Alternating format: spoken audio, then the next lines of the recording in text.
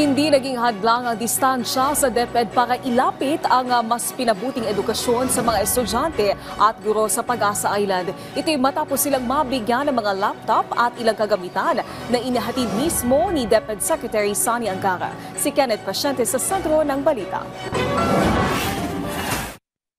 Kahit dagat tatawirin, yan ang literal na ginawa ng Department of Education para maabot ang Pag-asa Island sa layuning makapagbigay ng dekalidad na edukasyon sa anumang sulok ng Pilipinas. Dito pinangunahan ni Education Secretary Sani Angara ang pamamahagi ng 15 laptop sa mga guro sa Pag-asa Integrated School na magagamit nila sa kanilang pagtuturo sa mga estudyante. Ayon sa kalihim, hakbang ito ng kagawaran para maibsan ang workload ng mga guro para mapayabong pa ang kaalaman ng mga mag-aaral. Sa harap na rin anya ito ng direktiba ni Pangulong Ferdinand R. Marcos Jr. na gamitin ang makabagong teknolohiya upang patatagin ang edukasyon at maitaguyod ang kinabukasan ng mga kabataan. Bukod sa pamamahagi ng laptops, nagbigay din ang DepEd ng footballs at mahigit 100 school bags sa mga estudyante na naglalaman ng kanilang mga pangangailangan gaya ng school supplies.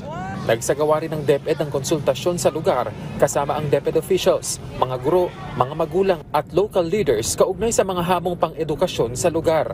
Partikular na napag-usapan ang solusyon sa pagpapabuti ng kondisyon ng pamumuhay sa lugar, kabilang na ang pagkakaroon ng housing initiatives at pagpapabuti pa ng transportasyon sa isla. Giit ni Angara, pagtitiyak ito ng pamahalaan na walang mag-aaral na mapag-iiwanan.